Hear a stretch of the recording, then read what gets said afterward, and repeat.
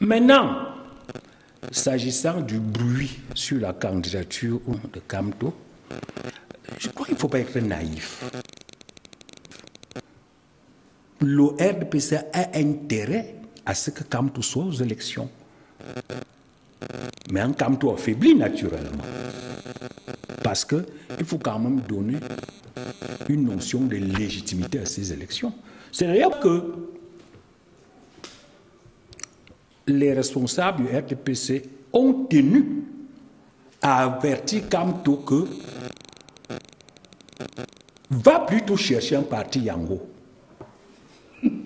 Parce que tout le discours qu'on avait, c'était pour dire à Kamto que va chercher un parti Yango. Nous, on a envie que tu sois avec nous. On a envie.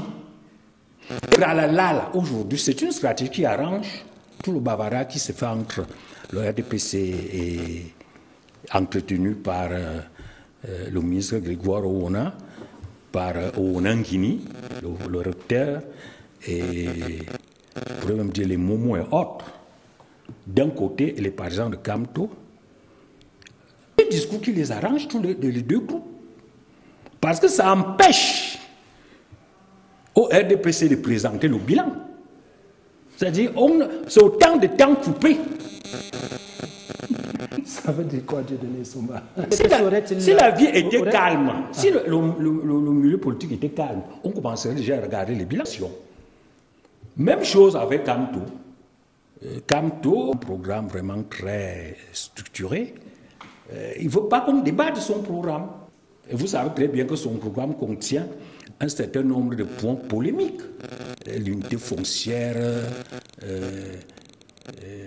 réforme agraire et autres, hein, qui font plutôt révolter les Camerounais. Donc, je dis, les deux sont partis liés. Et le régime sait très bien que si Kamto se présente aux élections, c'est plutôt avantageux pour le régime. Mais pourquoi vous appelez le Manidem parti Yango? Jean-Baptiste Ketchatin dit non, que ça serait une insulte. Non, j'ai dit que... Non, attends, vous ne connaissez vous ne comprenez pas ma logique. J'ai dit que le RDPC a intérêt à ce que Kamto aille aux élections. Il a intérêt.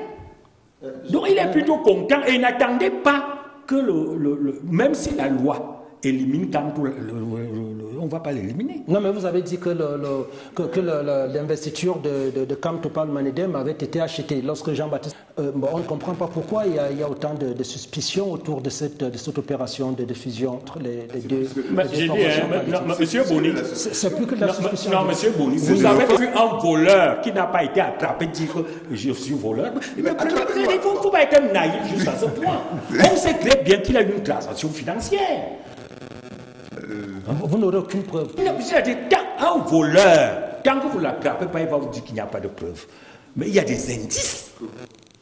Ah bon, c'est quand même intéressant. Les deux partis n'ont rien à voir ensemble, du point de vue idéologique. Monsieur Boni, je peux dire quelque chose. Bon, je dis, laissez-nous, monsieur Mbobo. Laissez-nous. Nous sommes dans un débat. Vous laissez chacun parler. Oui, mais bien sûr, il faut placer un mot si la vérité. Non, je dis donc que, d'un point de vue stratégique, le RDPC a intérêt à ce que Kamto soit là. Vous savez très bien que la candidature du président Biya est contestée au sein de son parti. Et non, laissez-moi finir, mon ami. Et même dans le monde entier. Vous voulez que je vous dise? Dites-nous. L'image du président Biya est véhiculée dans toutes les télévisions du monde. Oui.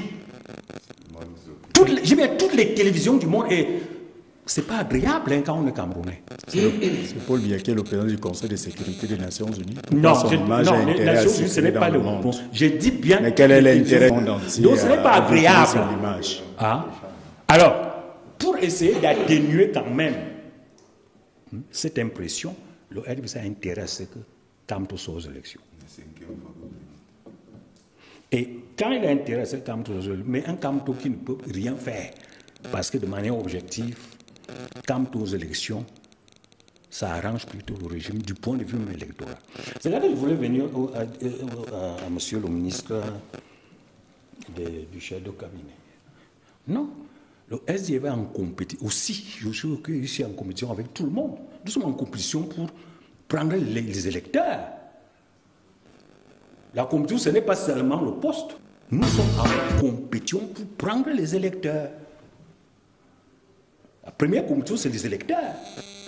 Donc, tout ce qui lutte contre Ossi ou contre Cabral, tout ce qui sont à la compétition lutte contre les deux. Même s'il n'est pas de bon ton de les attaquer directement, mais ils sont des adversaires politiques. D'accord. Je voudrais revenir sur les propos du Somba tout à l'heure sur la légitimité du président Paul Biya et la contestation de la légitimité du président Paul Biya par les médias internationaux. Je voudrais lui dire pour sa gouverne que l'Afrique entend se soustraire de cette dépendance extérieure dans la gestion de ses chemins internes de société politique. C'est-à-dire que, oui, même les Africains, c'est pour... Non, écoutez, c'est pour vous dire que la jeunesse n'a pas l'intention de lire un président du monde entier, le secrétaire général des Nations Unies. Nous parlons de l'élection présidentielle. Et cette élection présidentielle n'engage que les Camerounais. Ils ne vont pas à regarder ce qui se passe ailleurs. Et parlant même de cette légitimité, le président Biya, voyez-vous, est quand même le président d'un parti politique, le RDPC, qui a 93 sénateurs, 152 députés, 89 047 conseillers municipaux, plus de 600 conseillers régionaux, et avec un parti qui a un maillage territorial et cet ancrage territorial avec plus de 10 000 sections. Alors, c'est une légitimité... Oui. Sans d'autres au RDPC, avec tout ce que vous avez cité là, y compris vous-même, y compris Auguste Somba, qui puisse penser à briguer la magistrature suprême. Qu'est-ce que vous dites de la candidature d'Angaon Onana, qui est un jeune qui pense que les choses doivent changer dans le RDPC? C'est une opinion. Avant d'arriver sur ce monsieur dont vous parlez, je voudrais... Onana, c'est votre camarade. Ce monsieur dont vous parlez, je ne sais pas. Alors, avant d'en arriver, je voudrais quand même dire pour la gouverne des téléspectateurs que la politique n'est pas le champ d'expérimentation des sentiments et des émotions. J'ai vu Dr Nyamsi couler les larmes tout à l'heure. Alors, je dis, écoutez, nous ne sommes pas dans un champ d'expérimentation des émotions. Nous sommes dans le réalisme, le pragmatisme. Et le pragmatisme, c'est qu'on parle du rapport de force. La candidature du président Paul Biya est la résultante d'un rapport de force qu'il justifie dans notre société politique. Le président Paul Biya, je vous l'ai dit tout à l'heure, d'un point de vue même des données statistiques et des chiffres, justifie effectivement de cet ancrage territorial au plan politique. Alors, vous n'allez pas, parce que vous aspirez à être président de la République, que vous allez ignorer l'ensemble des règles qui justifient même l'érection d'une candidature au sein d'un parti politique. Quand nous parlons, vous parlez de ce qu'il a voulu se livrer en spectacle. C'est un Issa politique. C'est-à-dire que vous comprenez que si vous êtes réellement militant du RDPC, vous comprendrez que les militants, les vrais, nous autres, ne pouvons pas contester la candidature du président Paul Biya. Parce que dans ma propre section, Océan Nord-Est, ce sont les jeunes, quand je venais ici, qui me disaient, va réaffirmer l'intérêt de la jeunesse de notre arrondissement en Vengue de soutenir la candidature du président Paul Biya. Vous pensez que je peux aller leur tenir un discours contradictoire, mais ils vont me lyncher. Alors, pour éviter d'être lynché dans les milieux de jeunes aujourd'hui, il vaut mieux s'abstenir de dire du n'importe quoi sur le président Paul Biya. Quelqu'un revenait tout à l'heure sur je leur disais, mais écoutez, le manguier ne tombe que sur... la mangue ne peut tomber que sous un manguier. Le manguier ne peut produire que la mangue. Les parents de ces enfants ont soutenu le président Paul Biya. Ils ont grandi dans une philosophie de soutien au président Paul Biya. C'est normal, indépendamment de leur position sociale, de soutenir la candidature du président Paul Biya. Il s'agit là de la manifestation d'une certaine gratitude. Et je pense qu'au-delà de la gratitude, les convictions politiques réel mais à soutenir. Ces 40 millions de francs CFA que vous, jeunes du RDPC, avez donné pour la candidature de Paul Biya n'auraient pas pu servir pour un centre hospitalier, un centre social. Nous n'allons pas nous comporter comme si nous sommes dans un état perdu, un état mou, un état en crise, un état en guerre. Nous sommes dans un état sérieux. Il y a des institutions qui ont en charge ces politiques. Écoutez, vous parlez de guerre, c'est péjoratif. Il y a des insuffisances sécuritaires dans certaines zones. Nous ne sommes pas en guerre. Alors, je reviens en vous disant que nous sommes dans un état structuré et organisé. Il y a des institutions qui ont en charge ces problématiques. Vous n'allez donc pas venir, nous n'allons pas nous organiser pour nous substituer à ces organisations. Et que savez-vous? Nous faisons des dons régulièrement. Moi, par exemple, je fais des dons régulièrement, et ainsi que d'autres élus du RDPC. Mais il s'agit d'un contexte, il fallait répondre à un contexte. Auguste Essomba avait la pression des jeunes qui lui ont dit au Palais des Congrès, tout le monde était là. De dire au Palais des Sports, autant pour moi, tout le monde était là. De dire, de prendre la candidature du président Paul Biya, parce que nous voulons avoir un deal avec le président Paul Biya, avec ces générations, c'est de dire, nous sommes désormais plus ou moins matures. Encore que cette maturité au sein du RDP, c'est un construit permanent. Beaucoup d'entre nous sommes déjà proches de cette maturité, mais nous n'avons pas encore atteint la maturité de présenter. D'accord, 3 minutes. Je chute par là en vous disant qu'effectivement, ce n'est pas parce que nous sommes en période de campagne que les gens devraient dire des contre-vérités et les assimiler à la réalité. Je pense que beaucoup ici sont péjoratifs, hyperboles, pour essayer de justifier l'exagération. Oui, d'accord. Avant... C'est une opération de marketing politique. Il faut voir à quelle occasion cette opération a eu lieu. Le RDPC, d'une manière générale, dispose d'un mécanisme de financement de ce genre d'opération. Il a déjà eu recours à ça au moins 7 fois. On n'a pas appelé les jeunes. Mais je crois quand même qu'il faut noter que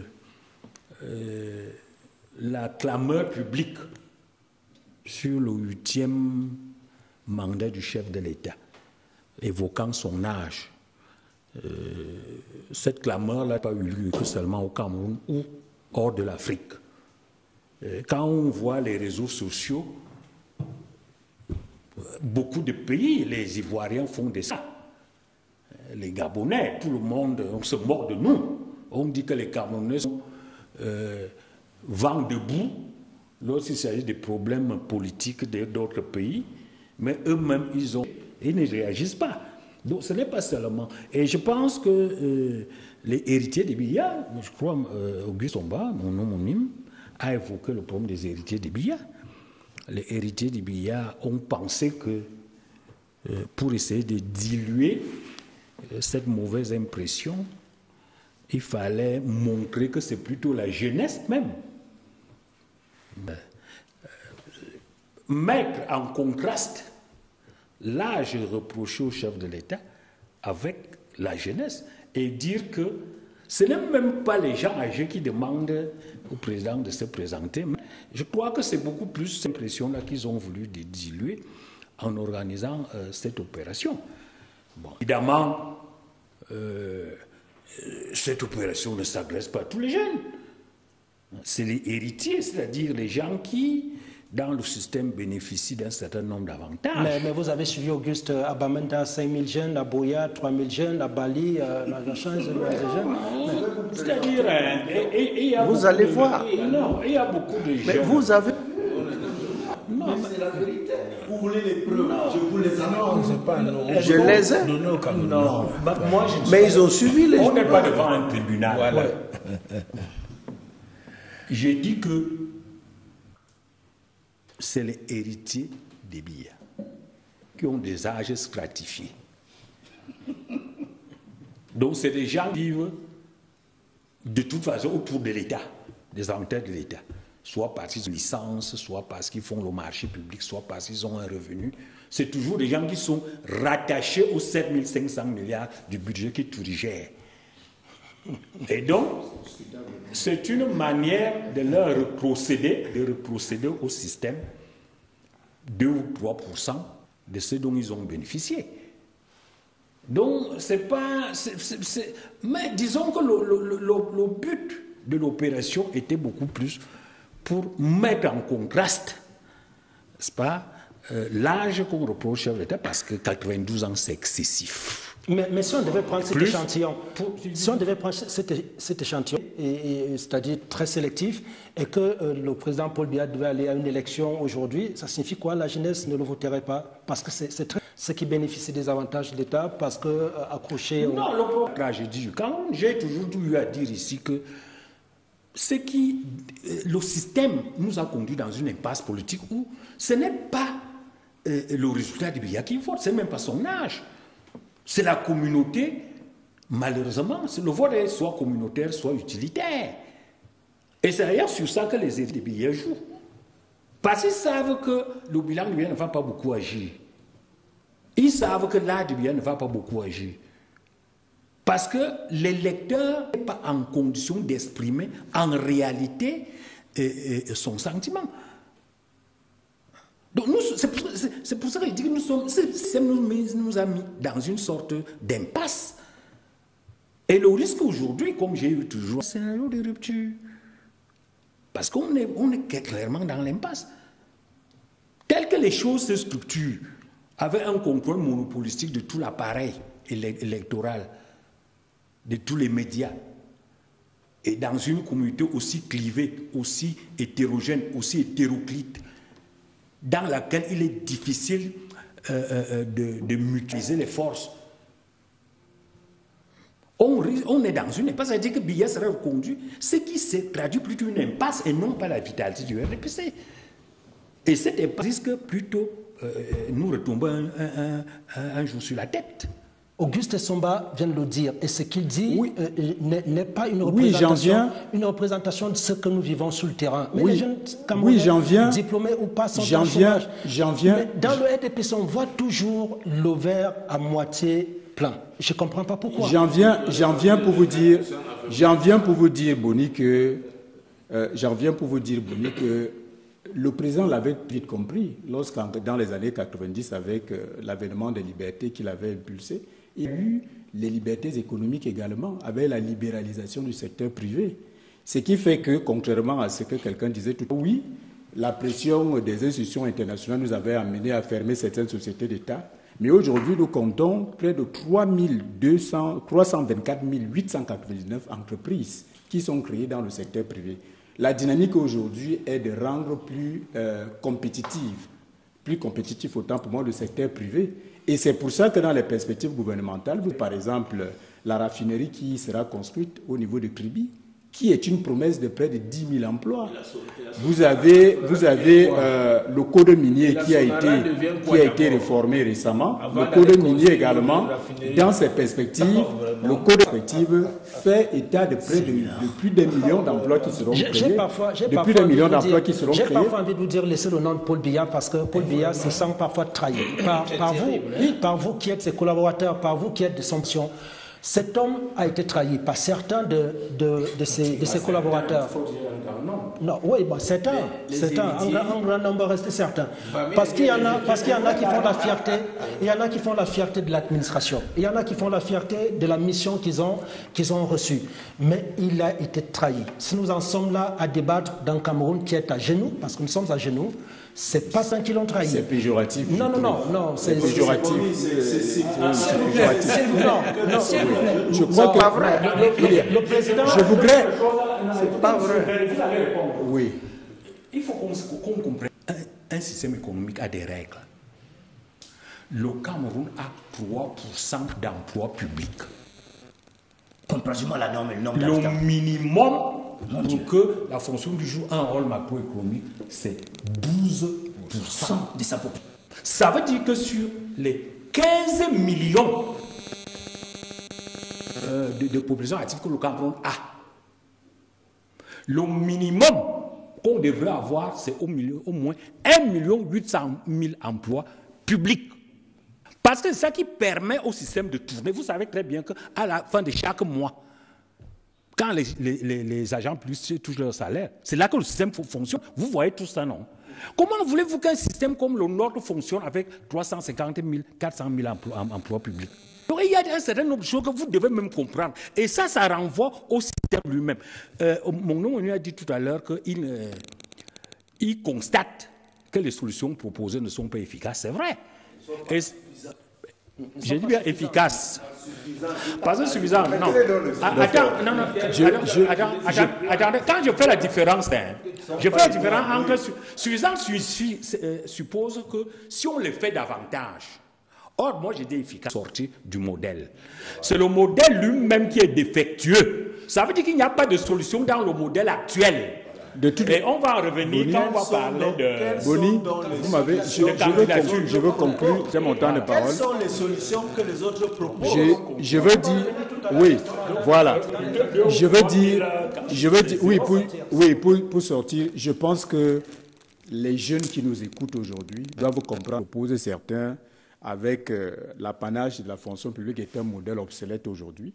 Il faudrait effectivement s'investir dans le secteur privé. Et je leur dis, s'investir dans le secteur privé, c'est également regarder la réforme du secteur minier qui offre de belles perspectives en termes de création d'emplois. C'est également de regarder la promesse de création d'emplois qui se développe à Kribi.